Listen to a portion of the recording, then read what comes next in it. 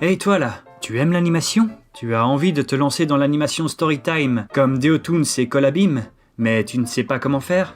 Eh bien cette vidéo est faite pour toi. Voici 10 trucs pour faire de l'animation Storytime. Numéro 1. Apprends d'abord les bases du dessin et de l'animation.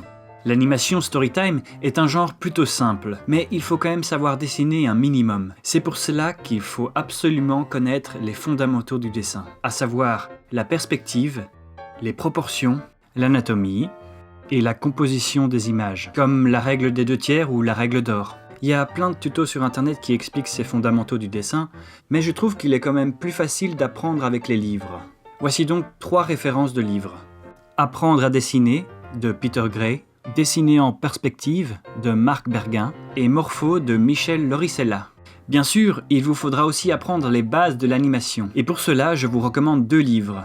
Cartoon, l'animation sans peine de Preston Blair, et aussi Technique d'animation, le livre de Richard Williams, qui est considéré comme la bible de l'animation. Bien sûr, il existe d'autres livres sur le dessin, et il y a plein de tutos sur internet sur l'animation et sur le dessin en général. Tout ce que vous avez à faire, c'est d'être un peu curieux. Cherchez par vous-même, mais surtout pratiquez.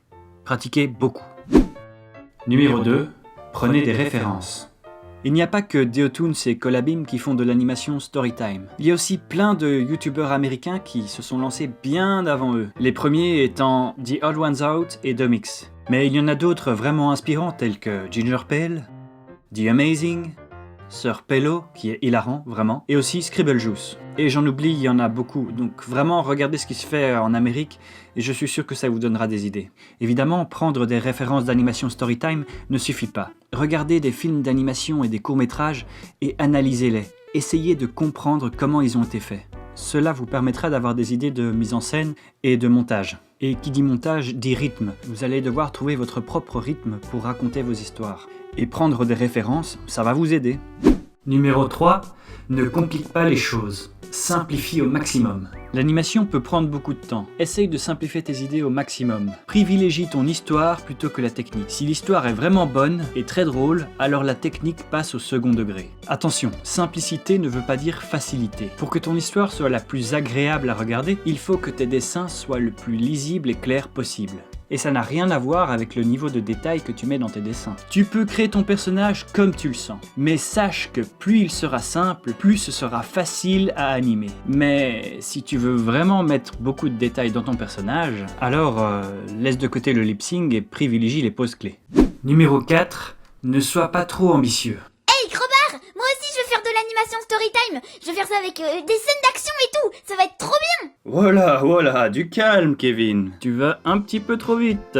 En général, l'animation Storytime, c'est de l'animation économique. C'est pas tout de suite qu'il faut faire de l'animation ultra badass. À moins que tu ne sois un expert en animation, je te conseille de garder les choses les plus simples possibles. Ça ne veut pas dire que tu ne peux pas rajouter un moment d'animation particulièrement bien réalisé. Ça peut même être plutôt cool. Mais rappelle-toi que l'animation doit être au service de ton histoire. Il n'y a pas besoin d'une animation ultra bien faite pour raconter une histoire. Parfois, les choses les plus simples peuvent être les plus efficaces.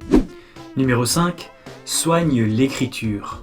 Écrire, c'est pas toujours simple, surtout au début. On est souvent rivé sur une idée, on croit que c'est bon et compréhensible, mais parfois, les gens ne comprennent pas. Ton audience n'est pas dans ta tête, alors essaye d'être le plus clair possible. Au début, je te conseille de montrer ton script à un ami en qui tu as confiance, pour voir s'il comprend l'histoire, s'il n'y a pas des choses à améliorer, si les blagues fonctionnent bien, etc. Ça peut vraiment aider. Aussi, ne prends pas les critiques trop à cœur. C'est important de se détacher de sa propre création pour mieux l'améliorer. Je ne suis pas un expert en scénario, mais je sais ceci. Une bonne histoire, c'est une histoire avec des bons personnages. Prenez Kevin par exemple, il n'existe pas.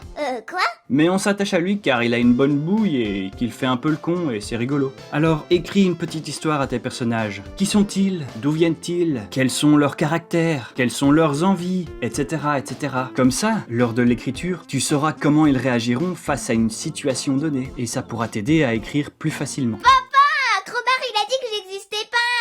Oh, mais non fiston, il dit n'importe quoi. Allez, je te ramène au pays des lutins.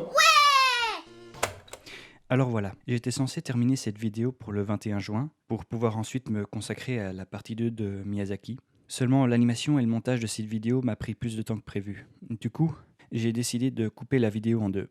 et la deuxième partie arrivera juste après la vidéo sur Miyazaki. Si vraiment vous voulez connaître les autres conseils, la partie 2 de cette vidéo est disponible en podcast. Je vous ai mis le lien dans la description. Hey, si tu as aimé cette vidéo, n'hésite pas à la partager, à mettre un pouce bleu et un petit commentaire. Et abonne-toi si ce n'est pas déjà fait. En attendant ma prochaine vidéo, tu peux toujours rejoindre mon Discord. L'ambiance est sympa, tu peux discuter avec plein d'autres gens et partager tes dessins. Même que des fois, on fait des scribbles. Alors viens, on est bien. Voilà, c'est tout. Allez, ciao!